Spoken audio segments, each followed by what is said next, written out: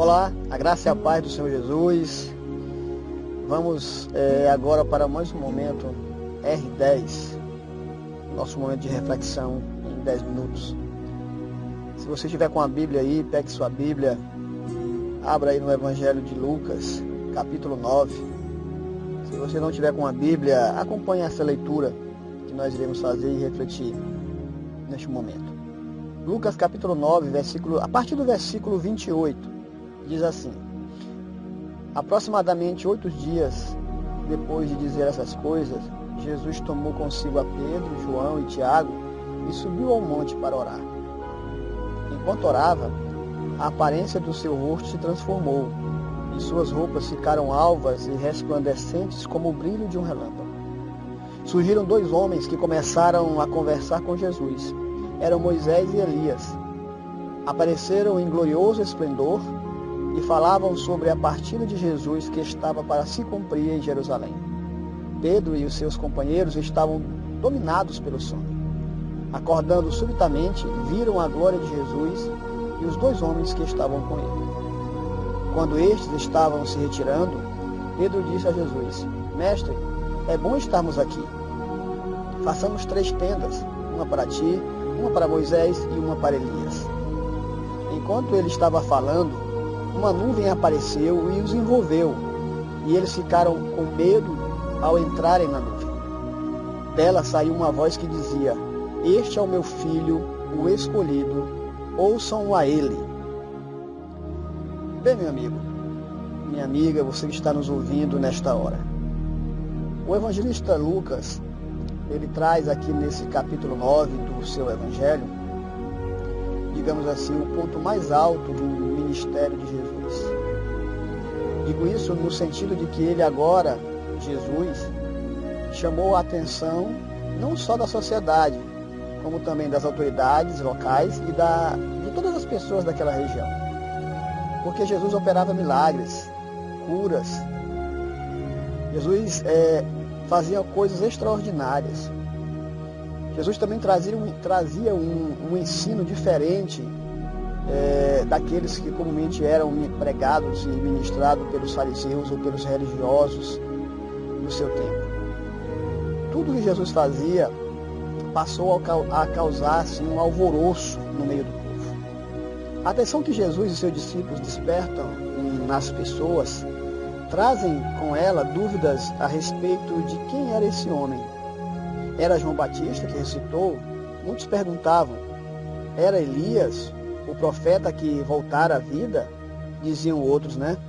Quem era esse homem? Quem era ele? Essa era a pergunta que pairava e que circundava e que estava no meio daquele povo, daquelas pessoas na época de Jesus. Então, o texto que nós lemos aqui, ele nos mostra Jesus subindo o monte para orar e levando com ele a Pedro, Tiago e João. Esses 3 homens provavelmente eram os mais chegados de Jesus.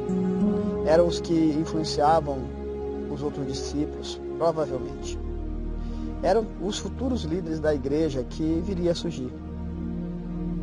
De forma que eu creio que Cristo os levou, dentre outros propósitos, com o propósito de mostrar a eles quem realmente ele era.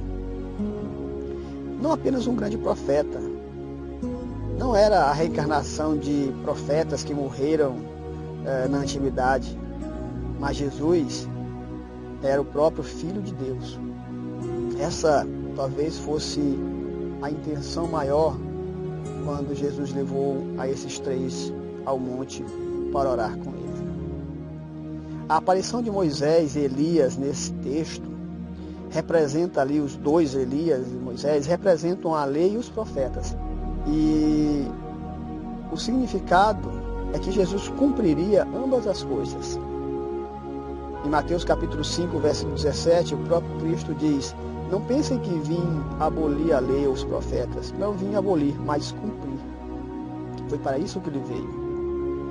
Essa experiência foi um momento crucial na vida de Pedro, Tiago e João.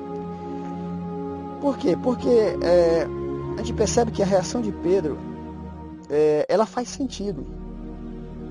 Ele queria que aquele momento fosse rotineiro. Ele não queria sair dali.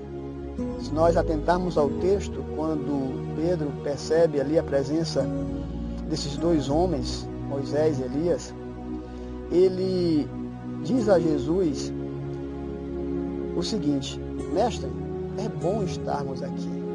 Atente a essa frase: mestre, é bom estarmos aqui. E aí ele completa: façamos 3 tendas. Olha, o desejo de Pedro era ficar naquele momento. Aliás, o desejo de Pedro aqui era estar ali no monte, naquele momento gracioso, maravilhoso, para sempre. Às vezes nós vivemos momentos que não queremos que terminem. Queremos fugir, viver longe dos problemas, das batalhas do nosso dia a dia. Então queremos ficar naquele lugar, naquele momento de tranquilidade, de paz, junto ao Senhor. Porém, existe um problema, meu querido e minha querida.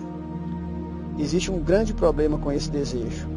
Ficar nesse lugar de tranquilidade, de segurança, conforto, impede-nos de servir ao próximo e de nos tornar mais como Cristo, de sermos mais e mais semelhantes a Jesus. Entendo que há momentos em nossa vida que temos que nos recolher. Isso é verdade. Há momentos na nossa vida que nós temos que recuar para recuperar nossas forças, até mesmo para refletir sobre decisões que nós tomamos e decisões que iremos tomar. Sempre buscando em Deus essa força e essa orientação.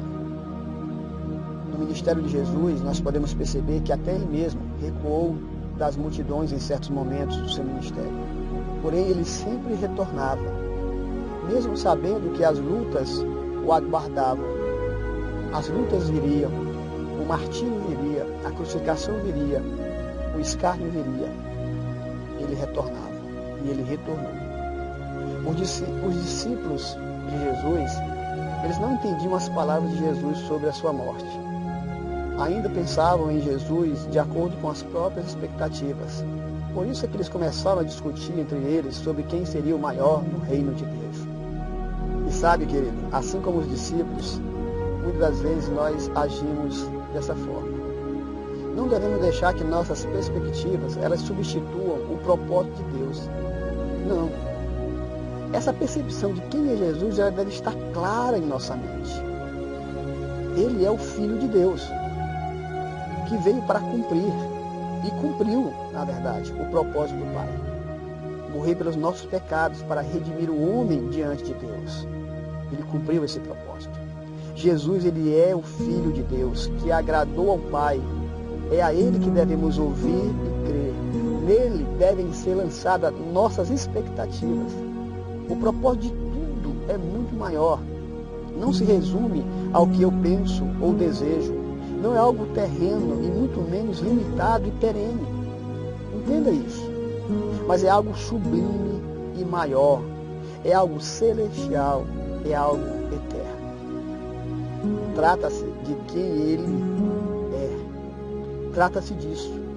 Trata-se do que ele fez e do que ele conquistou para nós. Ok, querido?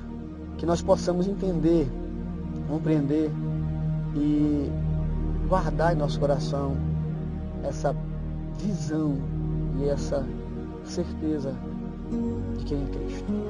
Ele é Deus, soberano, Criador, Salvador e Redentor. Ok, meu querido? Essa é a mensagem, a nossa reflexão. Que Deus abençoe a sua vida e até uma próxima oportunidade.